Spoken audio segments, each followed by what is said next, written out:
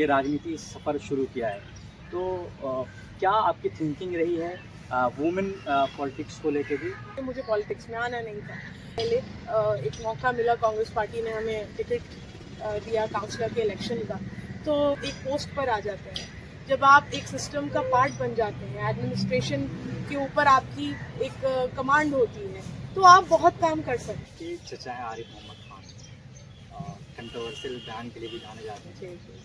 आप उनके आइडियोलॉजी से कितना इत्तेफाक रखते हैं और कैसा रखते हैं? देखिए, हम उनके आइडियोलॉजी से अगर इत्तेफाक रखते होते तो फिर मैं यहाँ न्याय यात्रा में नहीं चल रही होती, नहीं तो मैं बीजेपी में जाके बैठी हुई होती जैसे मैंने आरिफ मोहम्मद खान तक कांग्रेस में भी थे, जेडी में भी थे, इसके बाद बीएसपी में भी थे, फिर बीजेपी में गए, तो वो तो खुद बाकायदा चेंज हो रहे हैं, तो आइडियोलॉजी कांग्रेस और मैं वो वही नहीं आपसे बात कर रही हूँ। बहुत सारे ऐसे पॉलिटिकल फैमिलीज में भी इस तरह के वो रहे हैं, तो देखिए ये तो आइडियोलॉजिकल डिफरेंस कोई होना कोई बड़ी बात नहीं है। ऑफकोर्स मतलब जामिया तो मेरी आइडेंटिटी का पार्ट है। जामिया की बहुत मेमोरेबल मेरी मेमोरीज हैं। मैंने 2019 में पास आउट किया बीएड जामिया से, पीटीआई डिपार्टमेंट से, और I have all good things to say about Jamia, nothing bad. 10 साल में जो है ओखला 20 साल पीछे चला गया है। जितना डेवलपमेंट ओखला में हुआ था शीला दीक्षित जी के टाइम पे, या जब मैं ओखला विधानसभा की 5 वार्ड्स की बात कर रही हूँ, कोई वार्ड ऐसा नहीं है पूरी विधानसभा में जिसको देख के आप केजरीवाल का लंदन पेरिस मॉडल का एग्जाम्पल दे सकते। नाम नहीं लूंगी किसी का, लेकिन जो हमारे ऑपोजिशन वाले हैं जो अभी सत्ता में बैठे हैं, उन्होंने यूपी इरिगेशन वालों से दोनों जगहों पे एफआईआर करवाई। वो एफआईआर की कॉपी है मेरे पास, अगर आप चाहें मैं आपको दे दूंगी। यूपी इरिगेशन वालों ने वहां पे ये एफआईआर करी कि हमारी जमीन पे कब्जा हो रहा है। जब सालों साल उस जमीन पे कूड़ा डल रहा है तब उन्हें कब्जा नहीं महसूस हुआ, लेकिन जब उसको कूड़े के मैनेजमेंट के लिए हम एक प्रॉपर उसका एक सैनिटेशन मैनेजमेंट करना चाह रहे हैं, तो यूपी इरिगेशन वालों को परेशानी हो गई कि हमारी जमीन पे कब्जा होने जा रहा है, और उन्होंने जाके थाने में एफआईआर करा दी एमसीडी के खिलाफ और उस काम को रुकवा दिया। दोनों जगह के कामों को, वो टेंडर अभी भी हुआ पड़ा है, वो वर्क ऑर्डर अभी भी हुआ पड़ा है। काफी प्रोटेस्ट किया था जाकर और हमने उस काम को रुकवाया भी था। तो देखिए ये थोड़ी सी हमें प्रॉब्लम आ रही है। सवाल आप मुझसे क्यों पूछ रहे हैं? ये तो एमएलए साहब का काम है। जो आता है वो पूरे दिल्ली का सीवेज एमएलए के अंडर आता है पूरी। ये आप ये देख सकते हैं, टाइम्स ऑफ इंडिया की रिपोर्ट है ये, बिजनेस स्टैंडर्ड की। Air emergency in Delhi AQI exceeds 1500।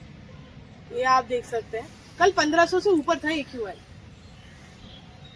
तो ये आपने हाल कर रखा है। एक बारिश होती है पूरा दिल्ली डूब जाता है, घुटनों घुटनों पानी। जो प्राइम रोड्स हैं, जो पॉश एरियाज हैं, वहां घुटनों घुटनों पानी भरा होता है। फिर आप ऐसे एरियाज का तो आप हाल ही सोच लीजिए क्या होता है। जो मेन अभी तो हमें सुनने में आया, अभी एक आध और इनकी बड़े लीडर्स जो हैं वो पार्टी छोड़ने की तैयारी में है आम आदमी पार्टी। तो हमारे चैनल पे बड़ी खबर दे रहे हैं। बिल्कुल, आप सुन लीजिएगा कुछ दिनों में, 10-15 दिन के अंदर अंदर एक बड़े लीडर इनके और पार्टी छोड़। जैसे काउंसलर का इरादा नहीं था, हो गया। आगे अगर अल्लाह ने लिखा हुआ है कोई और चीज होनी, तो वो भी हो जाएगी जब वक्त होगा।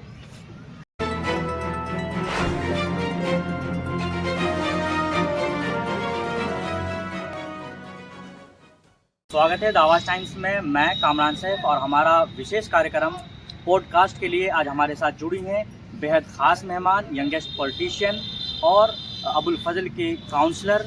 और ये जिस परिवार से आती हैं वो परिवार अपने आप में काफ़ी राजनीतिक ज्ञान रखता है और इंडियन पॉलिटिक्स में काफ़ी सक्रिय रहती है और काफ़ी मशहूर भी है। अगर हम बात करें इनके पिताजी की, तो जो कि 2 बार के यहाँ के पूर्व विधायक रह चुके हैं और काउंसलर भी रह चुके हैं। इससे और इन्होंने जो अपनी तालीम जामिया मिल्लिया इस्लामिया, जो कि एक मशहूर मारूफ इदारा है, वहाँ से इन्होंने हासिल की है। तो आज हम उनसे बात करेंगे। इस मशहूर और मारूफ यंगेस्ट पॉलिटिशियन का नाम है अरीबा आसिफ खान। आपका बहुत बहुत स्वागत है। Thank you so much. Thank you. मैं सबसे पहले आपसे ये जानना चाहूँगा कि आपने जो ये राजनीति सफ़र शुरू किया है, तो क्या आपकी थिंकिंग रही है वुमेन पॉलिटिक्स को लेके भी, और इसके अलावा क्या आपको इस पॉलिटिक्स में आने का कारण ये तो नहीं है कि आपके परिवार में सारे लोग पॉलिटिक्स में हैं तो मैं भी पॉलिटिक्स में अपना लक आजमा लूँ, ऐसा कुछ? नहीं, देखिए मेरा इनिशियली एज सच कोई एम्बिशन नहीं था एक पॉलिटिशियन बनने का, या कोई जैसे होता है एक पॉलिटिकल फैमिली में बच्चों की अपब्रिंगिंग वैसी करी जाती है कि आपको आगे गद्दी संभालनी है या आपको। लेकिन हमारा बीइंग एन ओनली चाइल्ड, मैं इकलौती औलाद हूँ, तब भी मेरे ऊपर कोई ऐसा प्रेशर भी नहीं था और ना मेरा खुद कोई ऐसा एम था कि मुझे पॉलिटिक्स में ही जाना है।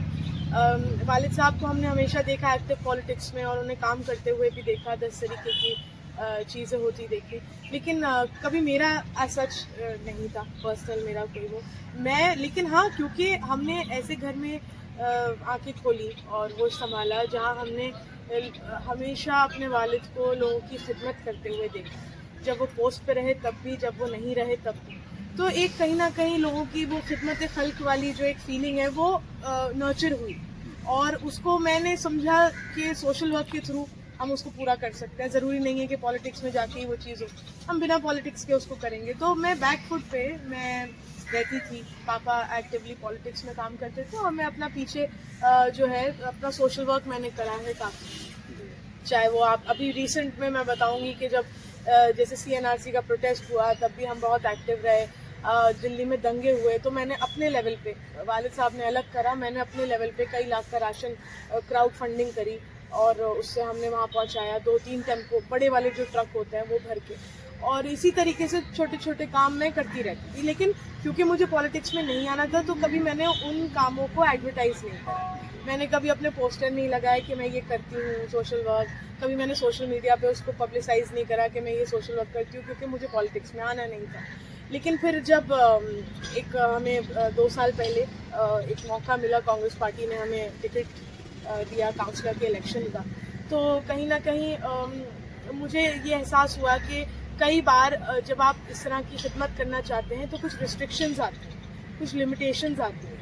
आप भी एक लेवल तक ही काम कर सकते हैं, लेकिन जब आप एक पोस्ट पर आ जाते हैं, जब आप एक सिस्टम का पार्ट बन जाते हैं, एडमिनिस्ट्रेशन के ऊपर आपकी एक कमांड होती है, तो आप बहुत काम कर सकते हैं जो शायद बिना उसके आप नहीं कर सकते। कहते हैं ना, जब आप सिस्टम में कोई बदलाव लाना चाहते हैं तो पहले आपको सिस्टम का पार्ट होना ज़रूरी है। तो मैंने उसको अल्लाह की वो सोचते हुए कि अल्लाह ताला ने शायद ये चीज़ मेरे सामने रखी है, वो मुझसे कोई काम लेना चाहते हैं, तो मैंने उसको जैसे पार्टी ने, कांग्रेस पार्टी ने मुझे टिकट दिया तो मैंने वेलकम करा उसको, और आई एम वेरी थैंकफुल कि पार्टी ने मुझे ये मौका दिया और अल्हम्दुलिल्लाह यहाँ के लोगों ने पूरी तरीके से सपोर्ट भी करा। जैसे कि आप कांग्रेस की बात करें, आपको कांग्रेस ने आपको एक जिम्मेदारी दी तो आपने एक रिजल्ट ला कर दिया। अभी हमारी टीम आप रिसर्च कर रही थी तो उसने देखा कि आप अभी प्रेजेंट में न्याय यात्रा में आप काफ़ी लगी हुई हैं और उसमें काफ़ी एक्टिव हैं।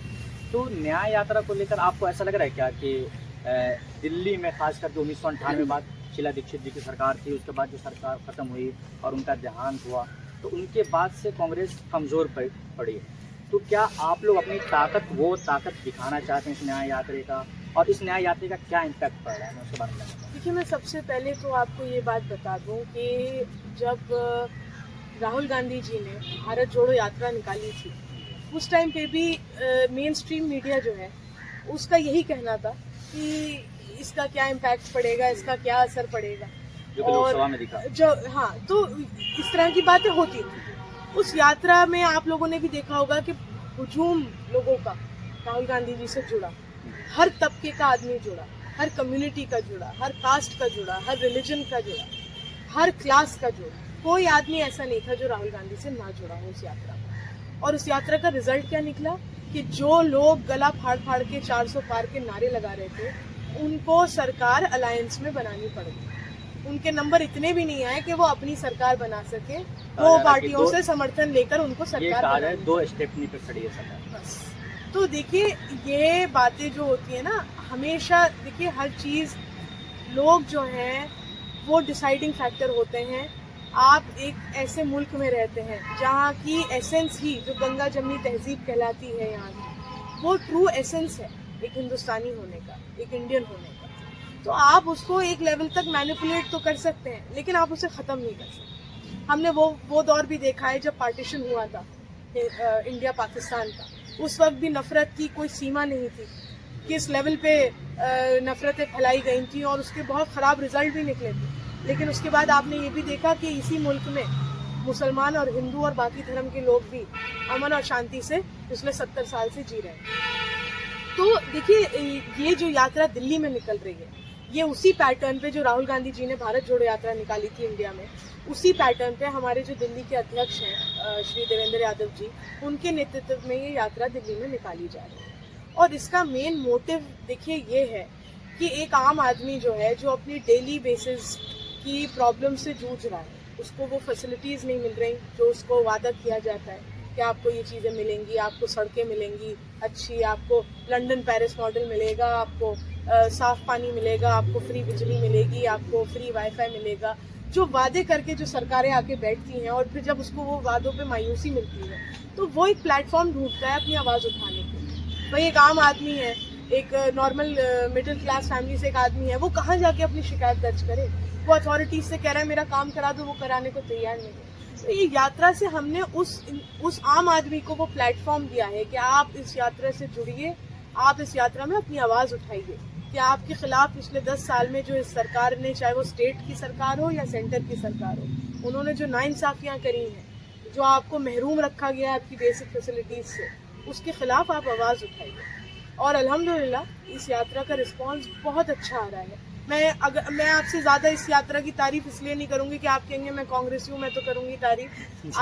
आप लोगों से अपील है, आप इस यात्रा में जुड़िए, आप खुद जाके देखिए। कवर किया था, आपने किया होगा कवर। किसी दिन आप रैंडमली यात्रा में एक आम आदमी की तरह चले जाइए, आपको तब रियलाइज होगा कि किस हिसाब से उस, ठीक है यात्रा में कांग्रेसी है, लेकिन कांग्रेस जितने कांग्रेसी हैं उससे ज्यादा आम जनता उस यात्रा में जुड़ गई। चलिए, हमने दिल्ली की भी बात कर ली, अब हम अपने ओखला पे बात करते हैं। ओखला के विधायक अहमदुल्ला खान साहब के बारे में आप क्या सोचते हैं, और क्या अभी उनके ऊपर आरोप? ये सवाल तो आप एरिया में निकल के लोगों से करिए, ये तो बहुत ज्यादा बेहतर आपको बताएंगे कि इस इलाके का क्या हशर हो रखा है। आप खुद सर्वे करिए कि कोई सड़क ऐसी नहीं है जो खुदी भी ना हो, कोई सीवर ऐसा नहीं है जो उबल ना रहा हो। और मतलब जो मेरे ख्याल से पिछले 10 साल में जो है ओखला 20 साल पीछे चला गया है। जितना डेवलपमेंट ओखला में हुआ था शीला दीक्षित जी के टाइम पे, या जब हमारे वालिद साहब एमएलए थे उस टाइम पे, उसको सबको तरम भरम कर दिया। आप इलाके का हशर देखिए। मैं सिर्फ अपने वार्ड की बात नहीं कर रही हूँ, मैं ओखला विधानसभा की 5 वार्ड्स की बात कर रही हूँ। कोई वार्ड ऐसा नहीं है पूरी विधानसभा में जिसको देख के आप केजरीवाल का लंदन पेरिस मॉडल का एग्जाम्पल दे सकते। चलिए ठीक है, आपने ओखला एक गांव की भी हालत आज की तारीख में ओखला से बेहतर है। तो मैं आप अपना वार्ड के बारे में कहा, तो मैं आपके अपने वार्ड के बारे में कहूँगा। जो आपने एक काउंसलर बनते वक्त जो आपने वादे किए थे 2 डंपिंग ग्राउंड, जी कितना मारूफ इदारा जाना सुना उसके सामने कितना कचरा रहता है, उस पर आपने कितना काम किया है। और आपके जो काउंसिल, जहाँ की आप काउंसलर है, जो आपका इलाका है, उसमें भी हाई टेंशन का हाल उतना अच्छा नहीं है। तो आपने अपने कार्यकाल में अब तक क्या किया? देखिए, हमने जो है अपने इलेक्शन के दौरान कुछ ऐसे वादे किए थे कि हमने कहा था कि हम इन पे ज़रूर काम करेंगे, और उसका रिजल्ट भी हमने निकाला है। मेरे ख्याल से हमने 1 ही साल के अंदर अपनी काउंसलरशिप के, जो अलशिफा हॉस्पिटल के सामने जो एक डंपिंग ग्राउंड बना हुआ था, जो ओपन डंपिंग ग्राउंड था, सड़क पे बिल्कुल लगा हुआ था, एक आध दिन अगर जैसे छुट्टी की वजह से कूड़ा नहीं उठता था तो वो एक तरफ की सड़क ब्लॉक कर दिया करता था, उसको हमने अपनी 1 साल की काउंसलरशिप, अब तो 2 साल हो गए, मैंने 1 साल में ही उस चीज़ को हमने पूरी तरीके से ख़त्म कर दिया। आप आज भी अभी जाके देखिए, वहाँ पे कूड़ा, मतलब वो कूड़ेदान नहीं बना हुआ है, डंपिंग ग्राउंड उसका बिल्कुल ख़त्म हो गया है। वो बात अलग है कि लोग अभी भी बाज नहीं आते हैं, कोई दिन ऐसा नहीं जाता जो लोग वहाँ अभी भी थैलियाँ ना फेंक के जा रहे हो कूड़े। लेकिन जो हमने वादा किया था कि हम उस डंपिंग ग्राउंड को बंद कराएंगे, देखिए मेरा मानना ये था कि कहीं पे भी खुले में कूड़ा नहीं डलना चाहिए, खुले में डंपिंग ग्राउंड नहीं होने चाहिए, इसलिए। और वो तो बिल्कुल प्राइम मेन रोड पे था, जहाँ से कनेक्टिविटी रोड है। आप जसोला जा रहे हैं, आप नोएडा जा रहे हैं, आप उधर बटला हाउस से आ रहे हैं, आप न्यू फ्रेंड से आ रहे हैं, तो वो रोड प्राइम रोड है, बिल्कुल कनेक्टिविटी, और हॉस्पिटल के बिल्कुल सामने। तो हमने उस पर देखिए जो वादा किया था, हमने उसको पूरी तरह निभाया, पूरा किया, आवाम की उम्मीदों पे खड़े उतरे। दूसरा जो हमारा 8 नंबर का डंपिंग ग्राउंड है, इस पर हमने बहुत हद तक इसको रिड्यूस कर दिया है। एक वक्त ऐसा था, आपके पास भी शायद वो फोटोज हो, कि ये इस कूड़ेदान ने भी मेरे ख्याल से 3-4 दिन सड़क एक साइड की ब्लॉक कर दी थी, और अभी आप जाके देखिए हार्डली 1 या 2 डंपर कूड़ा आपको मिलेगा। जो कूड़ा पूरी लंबाई में फैला होता था 400-500 मीटर के स्ट्रेच में, उसको हमने बिल्कुल रिड्यूस करके एक पॉइंट पर हम ले आए हैं। हमने एक वादा किया था कि हम वेस्ट कॉम्पैक्टर्स लगवाएंगे दोनों जगह पर, जिसका हमने 80 लाख का टेंडर भी करा लिया था, जिसका वर्क ऑर्डर भी हमारा हो गया था। उसके साथ हमारा एक्चुअली जो वार्ड है, ये पूरा 99.9% अनऑथराइज्ड वार्ड है। यहाँ पे सिर्फ 0.1% ऑथराइज्ड एरिया है हमारे पास, जो एक जसोला में जनता फ्लैट है, बाकी ये सारा अनऑथराइज्ड है। हमारे पास पूरे वार्ड में कहीं भी एमसीडी की ज़मीन नहीं, जैसे ज़मीनें होती हैं, अलग अलग एजेंसीज काम करती हैं दिल्ली में। कहीं पीडब्ल्यूडी की जगह होती है, कहीं डीडीए की होती है, कहीं एमसीडी की होती है, कहीं दिल्ली सरकार की जगह होती है। हमारे पूरे वार्ड में कहीं एमसीडी की जगह नहीं। तो हमने ये कोशिश करी कि हम इस 8 नंबर पे भी, और जो हमने शिफ्ट किया है जहाँ अलशिफा वाला कूड़ेदान जो था, वहाँ पर हम वेस्ट कॉम्पैक्टर लगाए। उसके लिए हमने 80 लाख का बजट भी निकाला, उसका वर्क ऑर्डर भी, टेंडर भी कराया, वर्क ऑर्डर भी कराया। हमारे जो, अब मैं नाम नहीं लूँगी किसी का, लेकिन जो हमारे ऑपोजिशन वाले हैं जो अभी सत्ता में बैठे हैं, उन्होंने यूपी इरिगेशन वालों से दोनों जगहों पे एफआईआर करवा दी। तो एफआईआर की कॉपी है मेरे पास, अगर आप चाहें मैं आपको दे दूंगी। यूपी इरिगेशन वालों ने वहाँ पे ये एफआईआर करी कि हमारी ज़मीन पे कब्जा हो रहा है। जब सालों साल उस ज़मीन पे कूड़ा डल रहा है तब उन्हें कब्जा नहीं महसूस हुआ, लेकिन जब उसको कूड़े के मैनेजमेंट के लिए हम एक प्रॉपर उसका एक सैनिटेशन मैनेजमेंट करना चाह रहे हैं, तो यूपी इरिगेशन वालों को परेशानी हो गई कि हमारी ज़मीन पे कब्जा होने जा रहा है, और उन्होंने जाके थाने में एफआईआर करा दी एमसीडी के खिलाफ और उस काम को रुकवा दिया। दोनों जगह के कामों को, वो टेंडर अभी भी हुआ पड़ा है, वो वर्क ऑर्डर अभी भी हुआ पड़ा है। एक हमने प्रपोजल बनाया था टॉयलेट के लिए, यहीं पे 8 नंबर, उसके थोड़ा सा आगे हमने एक टॉयलेट, पब्लिक टॉयलेट के लिए, क्योंकि यहाँ खवातीनों के लिए कोई बाथरूम नहीं है। मेन रोड पे उस तरफ बना हुआ है 13A रोड पे, लेकिन वहाँ तक जाना बड़ा मुश्किल है। रोड क्रॉस करके आप इतनी हैवी ट्रैफिक रोड क्रॉस करके वहाँ कौन जाएगा अगर किसी को वॉशरूम की जरूरत है। उस पे भी इसी वजह से रोक लग गई है कि ये यूपी इरिगेशन की जमीन, यहाँ देखिए पूरा एरिया सराउंडेड है यूपी इरिगेशन की जमीन से। जो अलशिफा वाला कूड़ेदान था वो भी यूपी इरिगेशन की जमीन है। अभी हाल फिलहाल में यूपी इरिगेशन वाले खुद जमीन पे कब्जा करने की कोशिश कर रहे थे। शायद आपके इल्म में, पता नहीं ये बात है कि नहीं, 1-1.5 महीना पहले जो अलशिफा वाला कूड़ेदान हमने बंद कराया था, वो वहाँ पे जैसे सड़क है, सड़क से कम 10 फीट हट के उनकी बाउंड्री है यूपी इरिगेशन वालों की, तो वो अपनी बाउंड्री सड़क से सटा के खड़ी कर रहे हैं। वो खुद इंक्रोचमेंट करना चाह रहे थे इतनी सड़क। देखिए पब्लिक, ठीक है रोड यूपी इरिगेशन की है, ये भी जितनी ये मेन रोड है यूपी इरिगेशन की है, लेकिन ये पब्लिक यूज की है। प्रॉपर्टी आपकी होगी लेकिन ये यूज पब्लिक कर रही है, तो आप पब्लिक यूज की चीज पे इंक्रोचमेंट नहीं कर सकते हैं। अगर आपकी जमीन पे कूड़ेदान बनने से इंक्रोचमेंट हो रहा है तो आप भी फिर पब्लिक, चाहे सड़क यूपी इरिगेशन की हो, लेकिन आप उसको पब्लिक के यूज का खत्म नहीं कर सकते हैं। इस पे हमने खैर काफी प्रोटेस्ट किया था जाकर, और हमने उस काम को रुकवाया भी था। तो देखिए ये थोड़ी सी हमें प्रॉब्लम आ रही है। यूपी इरिगेशन बार बार जो है हमारे इन कामों को रुकवाने की कोशिश कर रही है, और उसके पीछे जिन लोगों का हाथ है वो भी सबको मालूम ही है, इलाके में सबको पता है कि कौन इस तरह की परेशानी। क्योंकि देखिए ऐसे लोग जो होते हैं ये खुद तो काम करते नहीं है, दूसरा कर रहा होता है तो ये उसमें भी रोक लगवाते हैं। और क्योंकि इनका इंटेंशन लोगों के लिए आसानी करने का होता ही नहीं। हम क्यों आते हैं इस तरह की पोस्ट पे आके, क्यों बैठते हैं कि हम आवाम के लिए मदद करें, उनके लिए फैसिलिटीज दें, डेवलपमेंट कराएं, जिससे आवाम को आसानी हो। लेकिन जब मेरा इंटेंशन ही आवाम की आसानी का नहीं है तो मैं तो हर वो काम खराब करूंगी जिससे आवाम को आसानी हो। भाई आपको पॉलिटिक्स करनी है, आप हेल्दी पॉलिटिक्स करिए। हम ये काम कर रहे हैं, आप इससे बेहतर काम करके दिखाइए। आपको हमें डाउन करना है, आप हमसे अच्छा काम करिए, पब्लिक को दिखाइए देखो इन्होंने ये करा, मैंने इनसे 10 गुना अच्छा काम किया। लेकिन आप खुद तो काम करने काबिल हैं नहीं, आप दूसरे का भी काम खराब करने में लगे हैं। लेकिन हम कोशिश कर रहे हैं उसका कुछ ना कुछ वे आउट निकालें। अभी हमने एमसीडी कमिश्नर से मुलाकात करी थी। कमिश्नर साहब ने यूपी इरिगेशन को एक लेटर लिख के दिया है जिसमें उन्होंने ऑफिशियली, जो एमसीडी का कमिश्नर है पूरी दिल्ली पे एमसीडी को, उन्होंने, कमिश्नर साहब ने एक लेटर लिख के भेजा है यूपी इरिगेशन के जो हेड हैं उनको कि आप हमें ये जगह लीज पर दे दें, जब भी आप कहेंगे हम इसे खाली कर देंगे। लेकिन फिलहाल यहाँ पे एक समस्या है ये कूड़े की जो भी है, उसके लिए आप हमें ये फिलहाल कुछ साल के लिए लीज पर दे दें। यहाँ जो काम जो होता है जैसे सीवर वगैरह का काम हो रहा है तो उसमें टाइम बहुत लगता है, जिस वजह से लोगों को बहुत परेशानी, जैसे हाई टेंशन हो रही है, मेन मार्केट है टाइम पावर वाले, उसमें इतना टाइम लगता है, काफ़ी आने जाने वाले लोगों के तो इतनी रश रहता है, ऊपर से इतना टाइम लगने की क्या वजूहत है, मतलब वजह क्या है? ये सवाल आप मुझसे क्यों पूछ रहे हैं? ये तो एमएलए साहब का काम है। जो आता है वो पूरे दिल्ली का सीवेज एमएलए के अंडर आता है। पूरी दिल्ली के अंदर, मैंने आपसे पहले जो बात कही कि यहाँ मल्टीपल एजेंसीज काम करती हैं दिल्ली के अंदर। पूरी दिल्ली में चाहे वो अनऑथराइज्ड एरिया हो चाहे वो ऑथराइज्ड एरिया हो, जितना भी सीवर की लाइन है, जितनी भी पानी की लाइन है, ये दोनों जल बोर्ड, एक जल बोर्ड एजेंसी है हमारे दिल्ली में। वो जल बोर्ड एजेंसी एमसीडी के अंडर नहीं आती है, वो दिल्ली सरकार की एजेंसी है, और दिल्ली सरकार का जो रिप्रेजेंटेटिव है वो एमएलए होता है।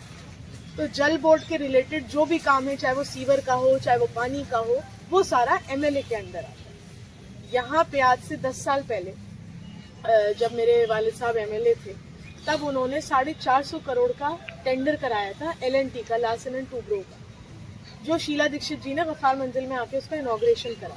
वो 450 करोड़ का सीवेज लाइन का था कि यहाँ अनऑथराइज एरिया में जो है सारा ये पानी जो है यमुना में जाता है, इसमें प्रॉपर सीवेज का सिस्टम डाला जाए। ये जो आज आप काम देख रहे हैं हाई टेंशन पे, ये वही 10 साल पुराना काम है जो अभी भी पूरा नहीं हुआ। ये टेंडर शीला दीक्षित जी ने करवाया था जल बोर्ड से, ये हमारे वालिद साहब ने कराया था, वो जल बोर्ड के मेंबर थे उस टाइम। ये वो काम है, अब क्रेडिट कोई भी लेता रहे कि हम सीवर डलवा रहे हैं, हम ये करा रहे हैं, हम वो करा रहे हैं, ये काम वही है। आप चाहें तो RTI डलवा के टेंडर की कॉपी निकलवा लीजिए, ये वही काम चल रहा है अभी तक, जिसको इन्होंने 450 करोड़ में मुझे लगता है 100 करोड़ भी ढंग से यहाँ यूटिलाइज नहीं हुआ है। करम भरम पूरे टेंडर का इन्होंने कर दिया है, कितना लगा है कितना नहीं लगा है, कैसे काम हो रहा है। जो पाइप्स डलने थे, कहीं जहाँ 10 इंच का पाइप डलना है वहाँ 4 इंच का पाइप डल रहा है, सारा काम करम भरम हो रहा है। अब पब्लिक का भी देखिए ये है कि जब काम बिगड़ता है तब तो वो घरों से नहीं निकलता। हर आदमी घर में बैठ के फेसबुक चलाता है सिर्फ, लेकिन जब काम पूरी तरह बिगड़ जाएगा उसके बाद हाहाकार मचती है। मैं बार बार लोगों से अपील करती हूँ कि आपकी गली में अगर सीवर डल रहा है आप चेक रखिए। आप भाई हर यहाँ तो जामिया नगर में हर आदमी पढ़ा लिखा रह रहा है, यहाँ पे कोई वो तबका तो नहीं है जिसको कुछ नॉलेज नहीं है, जिसको पता नहीं है। यहाँ एक से एक पढ़े लिखे लोग माशाल्लाह रहते हैं, प्रोफेसर्स हैं, हर IT डिपार्टमेंट के लोग हैं, हर फील्ड के लोग रहते हैं। लोग बहुत अवेयर हैं यहाँ के अपनी हर चीज़ को लेकर। तो मैं बार बार ये कहती हूँ, आपकी गली में सीवर डल रहा है, आप खड़े होकर JE से पूछिए। यहाँ तो JE ही नहीं आता है जब सीवर डल रहा होता है। आप उनसे पूछिए, सड़क डल रही है, आप खड़े होइए, देखिए कैसे काम हो रहा है कैसे नहीं। वैसे तो ये काम नुमाइंदे का होता है। जब सीवर डल रहा है, जो अधिकारी है AEJ वो खड़े होने चाहिए, हाँ, और जो नुमाइंदा है वो खड़ा होना चाहिए, है ना। लेकिन नहीं खड़े होते। फिर हम यही अपील करते हैं लोगों से, भाई आप ही लोग खड़े हो जाओ जाके, क्योंकि फिर जब काम बिगड़ता है तो फिर वो हमारे पास आते हैं। लेकिन हम इसमें कुछ कर नहीं सकते क्योंकि ये डिपार्टमेंट्स हमारे अंडर नहीं आते। अब देखिए क्या है, हम भी तब इसमें कुछ कर सकते हैं जब तक जो नुमाइंदा बैठा है तब तक तो उसी के अंडर है ये चीज़। नुमाइंदा बदलेगा आपके एरिया में है तो आप उस पर ज़्यादा प्रेशर बनाएंगे ना, आप अपने विधायक को कि भाई हमारे यहाँ इलाके में लोगों को दिक्कत हो रही है। अरे वो तो आम लोगों की नहीं सुन रहे हैं, वो हमारी क्या सुनेंगे। तो आम जनता की आप हाई टेंशन पे जाके देखिए, दुकानदारों का कितना नुकसान हो रहा है, कितने महीने हो गए उस सड़क को खुदे हुए। और जो मैं आपसे बात कह रही हूँ, GT बनती है, GT तो आपको पता होगा, बीच में मैनहोल बनते हैं, साइडों में GT बनती है। जो GT सड़क से सट के बनती है, बिल्कुल जो एज होता है उससे बिल्कुल लग के बनती है। आप जाइए अभी हाई टेंशन पे जाके देखिए, वो GT 2 फुट छोड़ के बनाई जा रही है, बीच में मैनहोल है, मैनहोल के बराबर में GT बन रही है। GT होती है कमजोर, वो तो वहां से ट्रक व्रक निकलेंगे, वो यूं ही टूट जाएंगे, GT पाइप दब जाएंगे, प्लास्टिक के पाइप डल रहे हैं।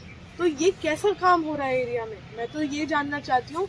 और हम सवाल, वो तो आम, ये सवाल तो देखिए सिर्फ मैं नहीं कर रही, आम जनता कर रही है। वो तो आम जनता को बताने को तैयार नहीं है ना कि क्या काम हो रहा है क्या नहीं हो रहा। तो आम जनता को जवाब देने हो रहे तो वो हमें क्या बताएंगे। आम जनता उन पर प्रेशर बना रही है, वो उस प्रेशर में नहीं आ रहे, वो अपने ED का ही रोना खत्म नहीं हो रहा है, तो फिर हम क्या उन पर प्रेशर बनाएंगे। आप चलिए ठीक है, पॉलिटिक्स पे हमने काफ़ी बात कर ली। अब मैं आपके अपने प्रश्न की बात करना चाहूँगा। आप जामिया से आपने BEd किया है, तो आपका जामिया की जर्नी कैसे रही, कैसा एक्सपीरियंस? मेरी बहुत जामिया की बहुत मेमोरेबल मेरी मेमोरीज़ हैं। मैंने 2019 में पास आउट किया BEd जामिया से, TTI डिपार्टमेंट से। और हमारा 2 साल का था, क्योंकि बाद में 2 साल, पहले तो 1 साल का हुआ करता था।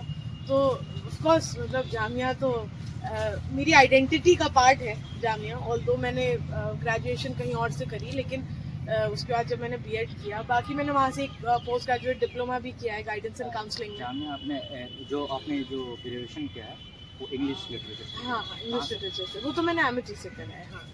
और मेरी जो उसके बाद मैंने BEd यहाँ से करा, और उसके बाद मैंने मेरा जो उसके बाद मैंने post graduate diploma guidance and counselling में जामिया से किया।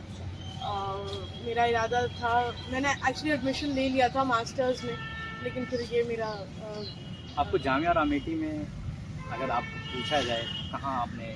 नहीं, ऑफ कोर्स देखिए वो कोई कंपैरिजन नहीं है, एक सेंट्रल यूनिवर्सिटी है, और हर जगह की अपनी खासियाँ होती हैं, प्रोज एंड कॉन्स दोनों हर जगह के अपने अपने होते हैं। लेकिन हाँ ये है कि हमारा कल्चर जो है, और जो जिस बैकग्राउंड और वैल्यूज़ से आते हैं हम लोग, वो जामिया यूनिवर्सिटी जाके वो ऐसा लगता है कि बस बिल्कुल उसी कल्चर में हम आ गए और वहाँ पे बहुत आसान होता है वो करना कि अपना जैसा माहौल होता है और सब। लेकिन हाँ मेरा जो बीएड का जो एक्सपीरियंस रहा वो इस वजह से भी और रहा कि जो हमारी फैकल्टी वहाँ की थी या जो मेरे बैचमेट्स रहे वहाँ पर वो भी बहुत सपोर्ट। अच्छा, बीएड का जो कोर्स होता है वो वैसे भी इट्स अ वेरी मतलब सिर्फ वो किताबी पढ़ाई नहीं होती वहाँ पे, वहाँ इंटर्नशिप भी होती है, आप बच्चों को पढ़ाने भी जाते हैं। मैंने जामिया मिडिल स्कूल में इंटर्नशिप भी करी थी और उसमें आपका एनएसएस कैंप भी लगता है, तो वो कोर्स वैसे भी अपने आप में बहुत इनोवेटिव और वैसा कोर्स है। तो मतलब I have all good things to say about Jamia, nothing bad. मैं आपसे आप जानना चाहूँगा, आपके चचा हैं आरिफ मोहम्मद खान, कंट्रोवर्शियल बयान के लिए भी जाने जाते हैं। जी जी। आप उनके आइडियोलॉजी से कितना इत्तेफाक रखते हैं और कैसा रखते हैं? देखिए, हम उनके आइडियोलॉजी से अगर इत्तेफाक रखते होते तो फिर मैं यहाँ न्याय यात्रा में नहीं चल रही होती, नहीं तो मैं बीजेपी में जाके बैठी हुई होती जैसे मैंने आरिफ मोहम्मद खान के बारे में पढ़ा है, पहले उनकी जो पॉलिटिकल जर्नी शुरू हुई थी अलीगढ़ मुस्लिम यूनिवर्सिटी से शुरू हुई थी, उसके बाद तो 4 या 5 बार बहराइच से कैसरगंज से मेंबर पार्लियामेंट बने, कांग्रेस में भी थे, जेडी में भी थे, उसके बाद बीएसपी में भी थे, फिर बीजेपी में गए। तो वो तो खुद बाकायदा चेंज हो रहे हैं, तो आइडियोलॉजी कांग्रेस मैं और वो वही आपसे बात कर रही हूँ। बहुत सारे ऐसे पॉलिटिकल फैमिलीज हैं इंडिया की हिस्ट्री में जहाँ पे एक भाई किसी पार्टी में है, कांग्रेस में है, या एक मतलब एक की आइडियोलॉजी कुछ और है और एक की आइडियोलॉजी कुछ और है। अनगिनत एग्जाम्पल्स हैं पॉलिटिकल फैमिलीज के इस तरीके के, और मैं अब गिनाना शुरू करूँ तो अनगिनत आ ही जाएंगे। चाहे आप यूपी में, मतलब हर स्टेट में कोई ना कोई आपको इस तरह की और बड़ी पॉलिटिकल फैमिलीज बता रही हूँ मैं आपको, जो बहुत बड़ी फैमिलीज हैं जिनका बहुत बड़े पॉलिटिकल वो रहे, तो उनकी फैमिलीज में भी इस तरह के वो रहे। तो देखिए, ये तो आइडियोलॉजिकल डिफरेंस कोई होना कोई बड़ी बात नहीं है। आप यहाँ बैठे हैं, मैं बैठी हूँ, हम दोनों एक ही कम्युनिटी से बिलोंग करते हैं, हम दोनों एक ही बैकग्राउंड से बिलोंग करते हैं, हम शायद दोनों यहीं ओखला में रहते हैं, लेकिन आपकी पॉलिटिकल आइडियोलॉजी शायद मुझसे अलग होगी, तो एक फैमिली में भी अलग हो सकती है, इसमें कोई बड़ी बात नहीं है। हर तरीके के भाई हर फैमिली में हर कोई डॉक्टर नहीं बनता। अगर 5 भाई हैं तो 5 डॉक्टर तो नहीं बनेंगे, 5 लॉयर तो नहीं बनेंगे। अगर कोई 2 पॉलिटिक्स में आ गए हैं तो ठीक है, अपनी अपनी आइडियोलॉजी के हिसाब से। हमने हमेशा ओखला की पॉलिटिक्स अपने फादर को करते देखा, उन्होंने कम्युनिटी की मतलब एक जो माइनॉरिटी पॉलिटिक्स है उसमें ही हमेशा अपनी आवाज़ बुलंद करी, जो अपनी कम्युनिटी के लिए हुकूकों की लड़ाई लड़ी या उनके नाइंसाफ़ी के ख़िलाफ़ आवाज़ उठाई, तो हमने हमेशा उनको वो करते देखा। और मेरी भी जो शुरुआत हुई है पॉलिटिकल जर्नी की, वो उसी तरह से हुई है कि जो हमारी इलाके के लोग हैं और जो हमारी मुस्लिम कम्युनिटी है, उसको इस तरीके की भी जो हालात फेस करने पड़ रहे हैं आज की तारीख में, चाहे वो उनकी कम्युनिटी से रिलेटेड हो या डेवलपमेंट से रिलेटेड हो, हर चीज़ को हम एक कम्युनल एंगल नहीं दे सकते हैं। लेकिन भाई आम मुसलमान को नॉर्मल परेशानी भी है कि उसकी सड़क नहीं बन रही, उसका सीवन नहीं डल रहा, उसको साफ़ पानी नहीं मिल रहा, तो हम हर तरीके की लड़ाई लड़ते हैं। और देखिए, सिर्फ यहाँ कौम की बात नहीं है, ओखला विधानसभा में बहुत बड़ी तादाद नॉन मुस्लिम्स की भी रहती है। हमने हमेशा, बल्कि ये फैक्ट है, मैं आपसे कोई गलत बात नहीं करूँगी, मैंने अपने वालिद साहब को ये देखा कि जितना काम उन्होंने मुस्लिम इलाकों में कराया उससे ज़्यादा काम उन्होंने नॉन मुस्लिम इलाकों में कराया। ये फैक्ट, कहीं वो फीलिंग नहीं आनी चाहिए कि हम क्योंकि मुसलमान हैं तो हम नॉन मुस्लिम इलाकों में काम नहीं कराते। और अभी भी मेरे वार्ड में एक छोटी सी पॉकेट है, वहाँ हार्डली ये करीबन 1 लाख की यहाँ पर मेरे वार्ड में वोटर हैं, 85,000 तो वोटर हैं, मेरे ख्याल से 1.5 लाख पॉपुलेशन होगी मेरे वार्ड में। ऐसे में 700-800 वोटर हैं जनता फ्लैट, एक पॉकेट 11 है, वहाँ नॉन मुस्लिम लोग रहते हैं काफ़ी। कभी हमने उस एरिया को निगलेक्ट नहीं करा।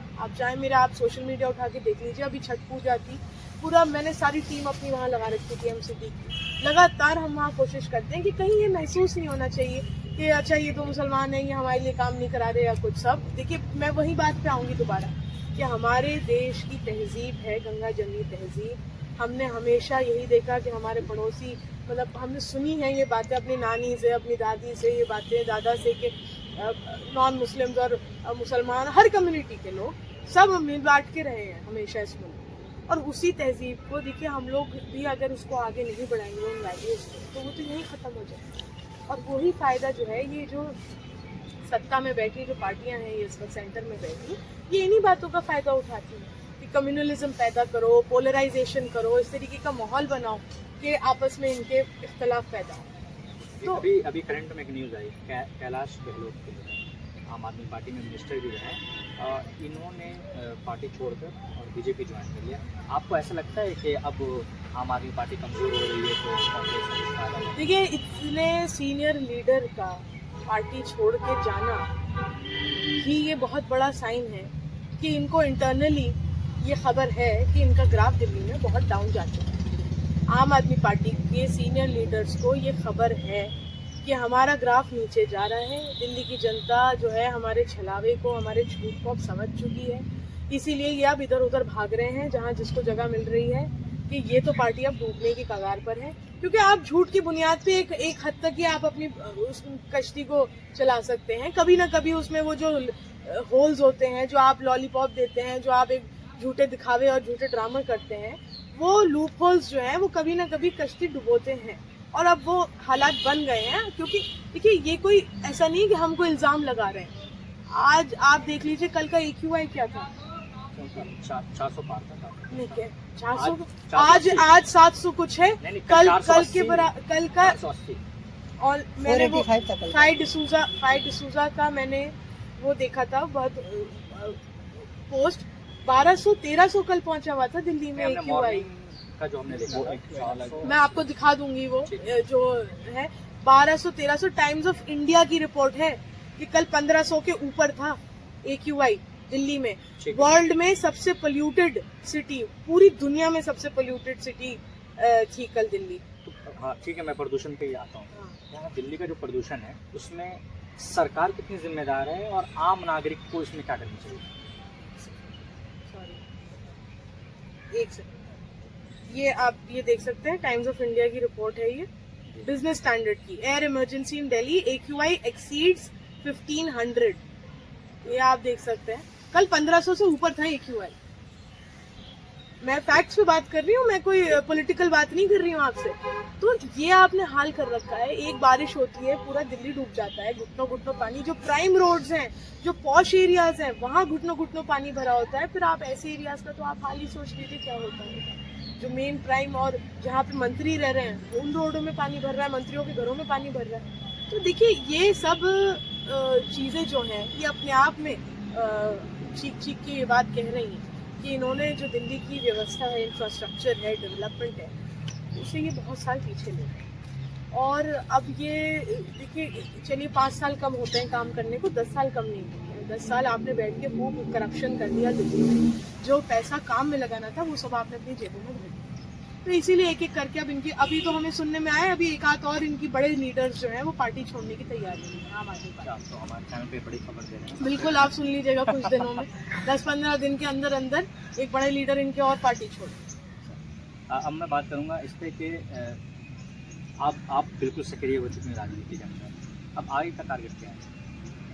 आगे फिर जब 3 साल बचे हैं मेरी काउंसलरशिप के, अभी मुतमईन है इसी चीज़ में। देखिए, मैं क्या मेरी कांग्रेस आप जुड़ी हुई, तो अभी मैंने कांग्रेस में ये देखा है, उपला में बहुत सारे पोस्टर्स लगे हैं, बहुत सारे दावेदार हैं। तो आप अपनी दावेदारी देखते हैं? नहीं, मैं वही बात, देखिए क्या होता है, यूजुअली लोग काउंसलर का इलेक्शन लड़ते हैं क्योंकि उनके लिए अगली सीढ़ी होती है MLA की। मतलब वो इसको एक बेस बनाते हैं, स्टेपिंग स्टोन बनाते हैं कि काउंसलर लड़के सीधा MLA। मेरा मानना ये नहीं है, क्योंकि देखिए मुझे तो आना ही नहीं था पॉलिटिक्स। तो मेरे लिए ये नहीं कि अब काउंसलर, अब MLA, अब ये, मेरे लिए ये है कि जो जिम्मेदारी दी गई है मुझे, मैं पहले उसके साथ इंसाफ करूँ। अगर मुझे लोगों ने अपने काउंसलर के तौर पे, एक नुमाइंदे के तौर पे चुना है, तो मेरा फ़र्ज़ ये बनता है कि मैं उसके वो काम पहले पूरे करूँ। अब मैं इसी लालच में पड़ जाऊँ कि अब मुझे ये दे दो, अब मुझे वो दे दो, तो फिर मैं अपना ये काम भी सही से नहीं कर पाऊँ अगर मैं इसी ताक में लग जाऊँ। तो देखिए, मेरा अभी जो प्रायोरिटी है वो ये है कि मैं एज अ काउंसलर चुनी गई हूँ। शाहीन बाग अबुल फजल की जनता ने मुझे चुना है, वार्ड 188 की। तो मेरा फ़र्ज़ ये बनता है कि पहले मैं इन कामों को, जो मेरे काउंसलरशिप के काम जुरिस्डिक्शन में आते हैं, मैं पहले उनको वाइजली करूं, उनको जस्टिस करूं। उसके बाद देखिए आगे की वो है कि जैसे काउंसलर का इरादा नहीं था, हो गया, आगे अगर अल्लाह ने लिखा हुआ है कोई और चीज़ होनी तो वो भी हो जाएगी जब वक्त होगा। चलिए, बहुत बहुत धन्यवाद जो आपने हमारे साथ हमें समय दिया और हमें बहुत अच्छी अच्छी बातें की आपने राजनीति को लेकर और अपने पर्सनल ओपिनियन भी दिए। तो इसी तरीके से आप देखते रहिए द आवाज़ टाइम्स। मैं कामरान सैफ, कैमरामैन आफ्ताब के साथ।